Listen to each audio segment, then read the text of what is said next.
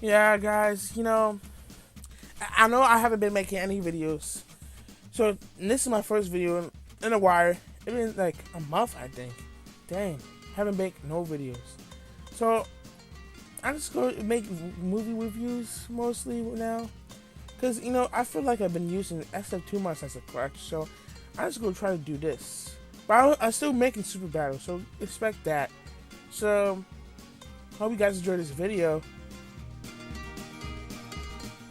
It's gonna be interesting. What's up, guys? It's me, Batman, and my favorite color is black because I'm not racist. I think Christopher Nolan is a great director and really knows how to make great movies. And Batman Begins is a good movie.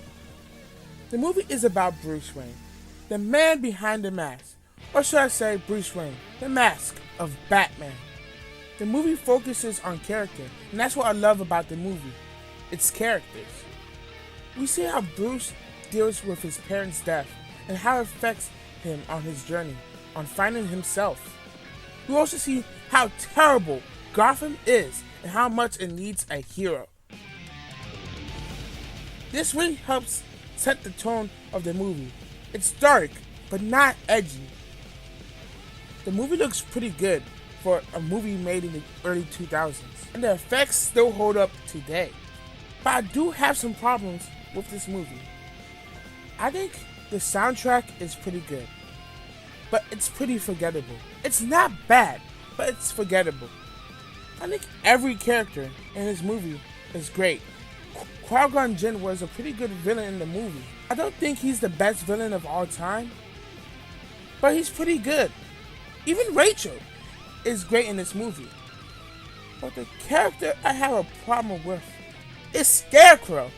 This young boy, this guy, this man didn't need to be in the movie. He did not need to be in the movie. I felt he was so cheesy. He was cheesier than a cheddar cheese, man. He's cheesier than a cheese in a park. He was cheesier than the king of cheese. Okay, he wasn't that cheesy, but he's cheesy. In this movie, I didn't really understand his motivation. I felt he was really unnecessary to the whole movie as a whole.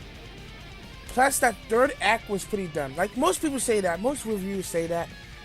And I would have to agree, because that third act, man, that third act, man. I felt this was too big scale for the movie. I think Bruce should have did a Kenobi and let Qui-Gon Jinn die.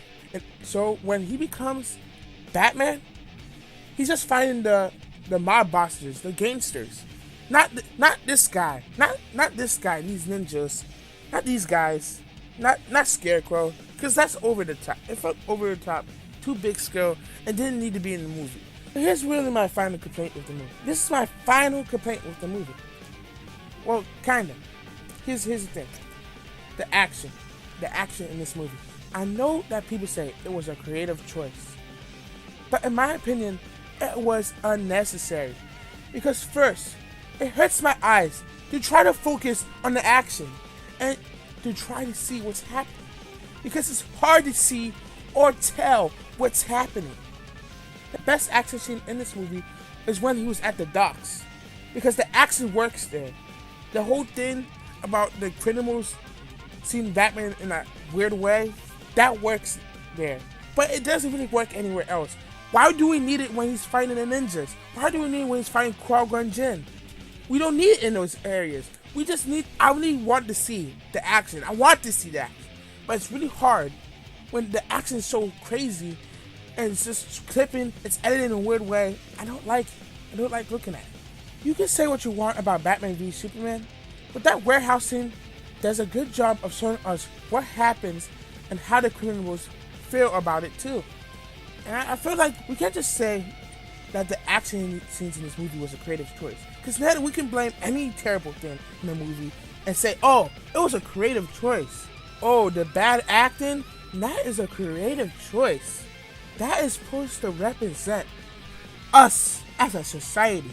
Terrible soundtrack? Oh, the terrible soundtrack is supposed to get the viewer invested with the characters and how they are struggling through life. The terrible writing is supposed to represent how cats always land on their feet. I'm sorry guys, but if something's wrong with a movie, I don't want to hear someone try to cover it up by saying it was a creative choice.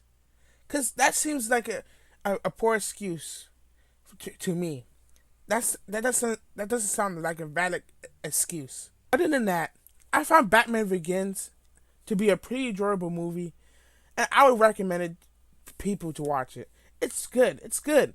And one thing I love about it was the character. And if you love Bruce Wayne or Batman, I think you would love this movie. I think you would like it, and you would enjoy it as much as I would. But I think I can only really recommend this movie to Batman fans, because I don't think I can recommend it to people who are not fans of Batman. Because I don't think they would like it as much as Batman fans will. I give this movie a 7 out of 10. Thanks guys for watching this video. Please leave a like and please subscribe. I'm going to be making more movie reviews. I might do the Dark Knight trilogy. I already started with Batman Begins and I'm watching them, so I might as well review them, as I didn't really watch them back in the day. Guys, see you guys next time. Have a nice day and drink water.